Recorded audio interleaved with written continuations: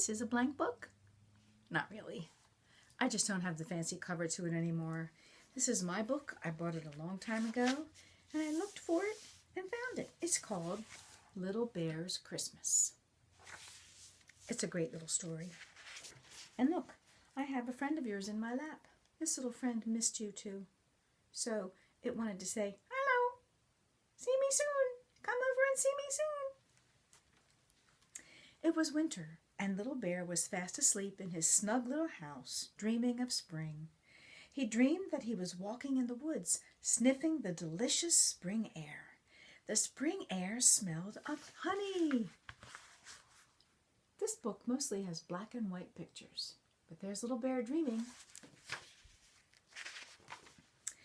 Little Bear's mouth watered. He wanted to taste the honey so much that his nose began to twitch. It twitched so hard that his eyes flew open and he was awake, wide awake and very hungry. Is it spring? He asked, but nobody answered. So he got out of bed to see for himself. He went to the window and looked out. There was a great big yellow moon shining. The ground and trees were covered with shining snow, and way off in the village all the houses were lighted up and shining. So what do you think? Is it spring? Little Bear's eyes grew round as saucers. He had never seen anything like this before. I wonder what it can be, he said, and he got dressed and went outside. Little Bear looked around at all the shining whiteness. Then he picked up some snow and tasted it. Delicious, said Little Bear, and he started to walk through the woods toward the village.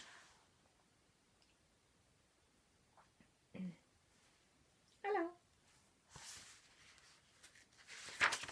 When he got there, the windows and doors of every house had wreaths of holly. Some were tied with scarlet ribbons. Scarlet is red.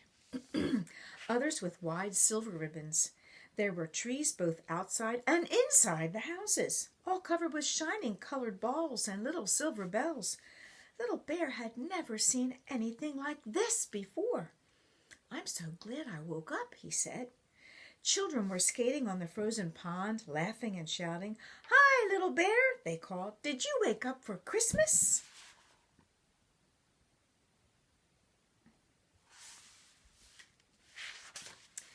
Christmas? What's that? Asked Little Bear.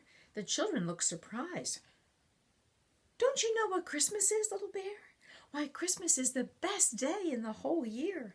You write to Santa Claus to tell him what you want, and on Christmas Eve he brings it to you on his sleigh, and you find it in your stocking or under the tree on Christmas morning. That's what Christmas is, said a little boy. Can I write to Santa Claus too? Asked Little Bear. Of course. Anyone can write to him, but hurry, it's nearly time for Santa to start out with his presents, and don't forget to hang up your stocking in front of the chimney.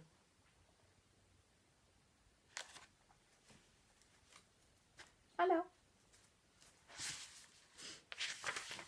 Little Bear hurried back to his house to write his letter. Dear Mr. Santa Claus, I am a little bear, and I have never had Christmas.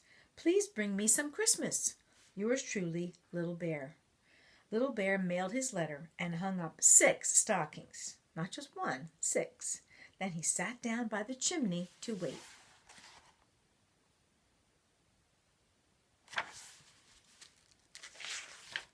At midnight sharp, he heard a noise in the chimney, a panting and puffing noise. Who's there? Cried Little Bear.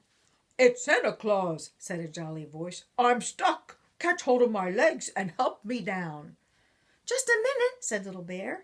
He pulled and tugged until at last Santa Claus came tumbling down the chimney and landed in a heap on the floor. Thank you, Little Bear, Santa Claus said when he had caught his breath. That's a mighty narrow chimney you've got. Let me see. Your letter says that you would like to have some Christmas. His eyes twinkled. Yes, please, said Little Bear. Santa Claus stroked his beard and thought for a while. I can't stroke a beard, but your pop-up can.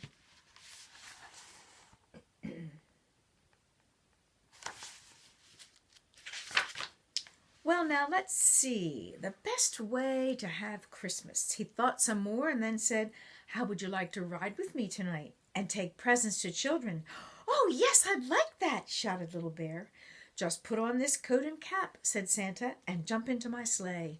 My reindeer will take us to the houses of the children on this list, and you can climb down the chimney and fill up the stockings at these 6 houses. Here are the letters. But be sure and put the right presents into the right stockings." "Oh, that's easy," said Little Bear.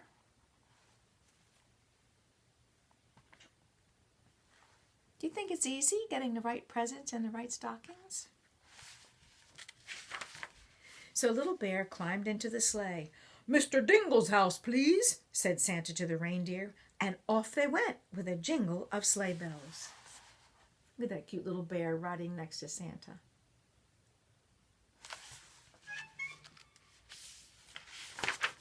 When they got to Mr. Dingle's house, Little Bear climbed down the chimney. He read the letter from Flossie Dingle, then took a beautiful French doll out of Santa's sack and put it carefully into Flossie Dingle's stocking. Then he climbed up the chimney again. "Mr. Smith's house, please," Santa said to the reindeer, and off they went with the sleigh bells jingling. And there's Little Bear putting a French doll into Flossie Dingle's stocking.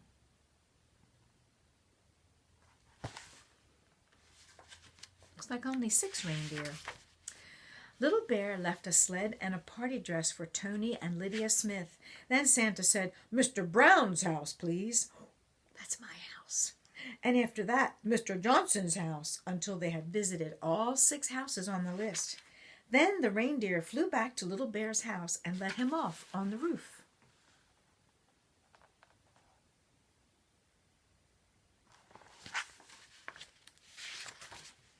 And before Little Bear could say thank you and Merry Christmas, Santa had disappeared. Little Bear climbed down his chimney. "Chimneys are so much nicer than doors," he said.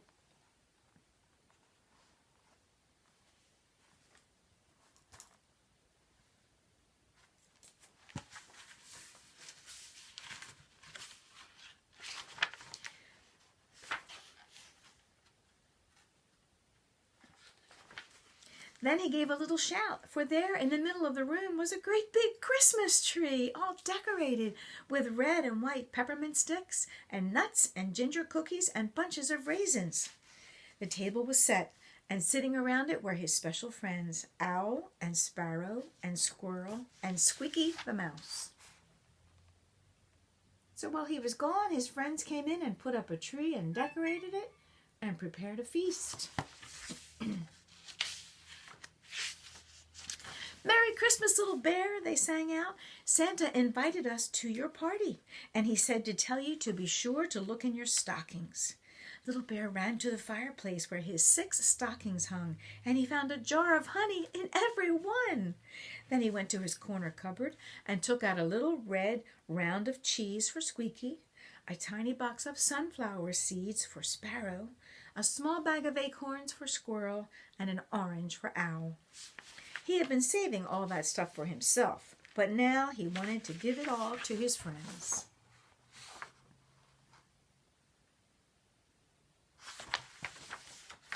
And then they had the party, and everyone ate as much as he could. After the party, everyone went home. "How nice it is to have Christmas," Little Bear said as he got ready for bed, and he put a jar of honey under his pillow, just in case he should wake up again and feel hungry before spring. And the next moment, Little Bear was sound asleep. Night-night, Little Bear. See you again in springtime. See you soon. Love you, girls.